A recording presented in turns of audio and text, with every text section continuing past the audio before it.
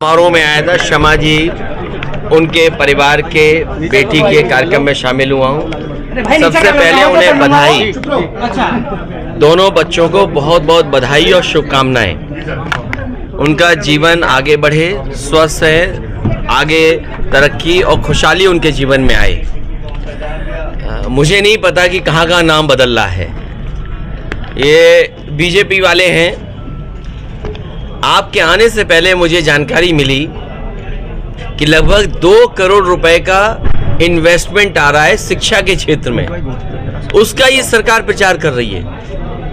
जो सरकार 20 लाख करोड़ से ज़्यादा का टारगेट फिक्स कर रही हो कि इतना उनको एमओयू हो रहा है या इन्वेस्टमेंट आने के एमओयू हो रहे हैं, वो शिक्षा के क्षेत्र में 2 करोड़ रुपए का प्रचार कर रहे हो, इससे ज्यादा दुर्भाग्य और निराशाजनक कुछ नहीं हो सकता। ये बीजेपी के लोग बताएं कि पहले जो एमओयू हुए थे वो कितने जमीन पर उतरे।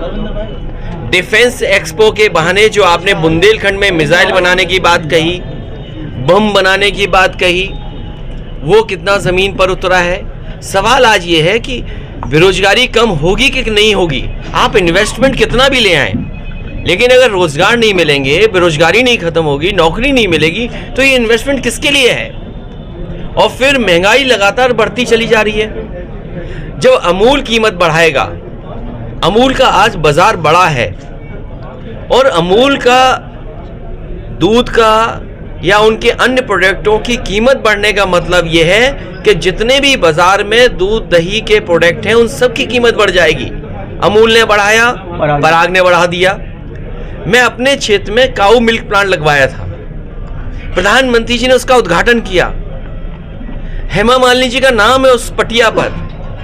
वो प्लांट बंद हो गया, वो प्लांट बंद कर दिया गया। मैं ये बात इसलिए बोल रहा हूं कि बुलंदशहर वो शहर है, जिला या आसपास वो जिला है जहां दूध का कारोबार सबसे ज्यादा होता है।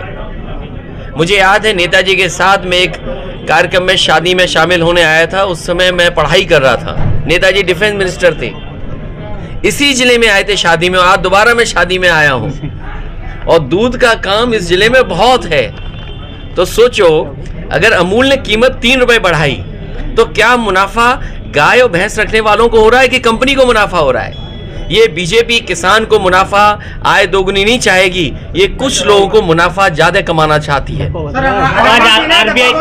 अडानी जी ने डब्बा गोल कर दिया है देश का। देखिए, उद्योगपति के साथ सरकार मिल जाएगी तो क्या जनता का तो नुकसान होगा। किसी उद्योगपति को आप ये कहें कि हम दुनिया में नंबर 1 पे ले जाएंगे और अचानक वो 20 की सूची से भी बाहर हो जाए, फिर लग रहा है कि फिर सूची में आ रहा है। आखिरकार सरकार क्यों मदद कर रही है। मुझे याद है उत्तर प्रदेश में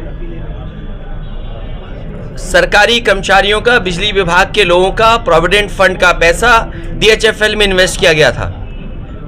डीएचएफएल नुकसान उठा गई, कंपनी फेल हो गई। उस समय जिन अधिकारियों ने फैसला लिया उनको जेल भेज दिया गया।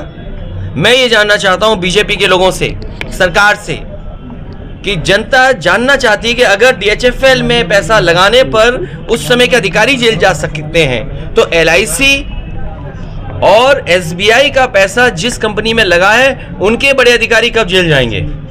आप ईडी, सीबीआई, इनकम टैक्स लिए घूमते हो। आज लखनऊ को सजाने के लिए आप रिवर फ्रंट में जो ईडी, सीबीआई और इनकम टैक्स में, उसमें आप रोशनी करना चाहते हो। आखिरकार सरकार चाहती क्या है। 2024 में क्या शरद पवार जी के साथ थर्ड फ्रंट बनने की उम्मीद। गन्ने का भुगतान नहीं करा पाएगी सरकार। आरबीआई ने सलाह ब्याज हाँ, गन्ने का इसलिए कह रहा हूँ कि इनको 2022 नहीं आया, इनका भी बीजेपी वालों का 2022 आएगा ही नहीं, क्योंकि 22 आने का मतलब है किसान की आय दोगुनी होना। वो जानते हैं आय दोगुनी नहीं हुई तो वो 2022 स्वीकार नहीं करेंगे। 2022 आ गया। आप में से जितने पत्रकार साथी हैं वो सब जानते हैं कि उन्होंने यही वादा किया था कि 2022 तक आय दोगुनी हो जाएगी। आज गन्ना किसान का भुगतान नहीं हो पा रहा है, चीनी मिलों का अभी बकाया है, किसानों को देना है पैसा। आखिर सरकार क्या कर रही है। और मुझे खुशी है इस बात की कि शरद पवार जी का प्रयास हमेशा रहा है कि एक विकल्प के रूप में कोई न कोई पार्टियां मिलकर के फ्रंट बनाएं, गठबंधन करें और इस तरह के काम में मैं समझता हूँ तेलंगाना के मुख्यमंत्री जी लगातार काम कर रहे हैं, ममता बनर्जी जी काम कर रही थी और वो अभी भी इस प्रयास में हैं, नीतीश जी भी इस प्रयास को कर रहे हैं। तो मुझे उम्मीद है कि जिस तरीके से भारतीय जनता पार्टी ने किसान व्यापारियों को निराश किया है और कुछ लोगों को मुनाफा कमाया है, आने वाले समय में जनता इनको हटा देगी। अखिलेश जी, ओम प्रकाश राजभर ने ये ट्वीट से कांग्रेस महागठबंधन की बात देखिए चुनाव आता है तो वो भाग जाते हैं। अरे अच्छे मित्र की परिभाषा यही है कि मित्र का जब बुरा दिन आए तो मित्र खड़ा दिखाई दे। अरे बीजेपी के मित्र लोगों कब खड़े होंगे? और मुझे उम्मीद है के लोगों के लिए कहाँ जगह मिलेगी? जो आंकड़े दिखाई दे रहे हैं या जो सेंसस दिखाई दे रहा है, मुझे लगता है सरकार फिर मित्र का भूमिका में है। आरबीआई के लिए सर, आरबीआई ने आज ब्याज दरों को बढ़ा दिया है, इस पे क्या कहना है? अखिलेश यादव जी कार्यकारिणी में शिवपाल जी के लोगों को भी जगह मिलेगी? अरे भाई, कौन सा चैनल चलाते हो? आरबीआई पे सर चाचा पूरे पार्टी के साथ है और सबको एडजस्ट किया जाएगा सर। हमारी पार्टी और पार्टी का दिल बहुत बड़ा है। ओम प्रकाश राजभर ने बयान दिया है कि आज ब्याज दर बढ़ा दिया है कि जाति व्यवस्था जो कि पंडितों ने बनाई। देखिए, उनसे बड़ा जानकार कोई नहीं हो सकता। और मैंने ये अभी कुछ दिन पहले कहा था, ये बीजेपी के लोग रिलीजियस साइंटिस्ट हैं, रिलीजियस इनोवेटर्स हैं, इनोवेट करते हैं चीजों को, इनोवेशन है इनके अंदर, ये कुछ भी कर सकते हैं। अरे आपको याद नहीं है, एक बार मूर्तियों को दूध पिलवाया गया था, वो कौन लोग थे? उस साजिश के पीछे कौन लोग थे? बीजेपी कुछ भी कह सकती है, कुछ भी कर सकती है, उनके नेता कुछ भी कहलवा करके आगे बढ़ सकते हैं। ओम प्रकाश राजभर ने बयान दिया है अखिलेश यादव घर के बाहर शूद्र हैं और घर में क्षत्रिय हैं। आपकी क्या टिप्पणी है? कितनी अच्छी बात कही, बड़े जानकार लोग हैं। लगता है बीजेपी वाले अच्छी ट्रेनिंग दे रहे हैं दिन और रात में इनको। राहुल गांधी कह रहे हैं बीजेपी अधर्म कर रही है। देखिए, राहुल गांधी जी कभी कभी तो ठीक कहते हैं। आप भी मानते हैं? नहीं, मैं मानता नहीं, मैं राहुल जी के लिए कह रहा हूँ। और अगर आप गूगल, एक मिनट देखिए, गूगल अगर आप करेंगे, क्योंकि जमाना गूगल का है, ठग की परिभाषा बहुत अच्छी है। अरे यार, और जो ठग की परिभाषा है वो उत्तर प्रदेश में हो रहा है। तो मैं समझता हूँ राहुल गांधी जी कभी कभी ठीक बोलते हैं। सर, महंगाई किसान की बात नहीं हो रही है, धर्म की बात हो रही है राजनीति में। तो इसीलिए तो मैं कह रहा हूँ, पत्रकार साथियों हमारी मदद करो इसमें कि सवाल महंगाई पर, बेरोजगारी के पूछे जाए बीजेपी वालों से। और बीजेपी वालों का इसीलिए मैंने कहा 2022 खत्म ही नहीं होगा, क्योंकि उन्हें बताना पड़ेगा कि आय दोगुनी हो गई किसानों की, नौजवान को नौकरी रोजगार, ये हमारे देश का दुर्भाग्य है। महंगाई को बीजेपी के लोग मुख्य मुद्दे से हटा करके बहस छेड़ रहे हैं।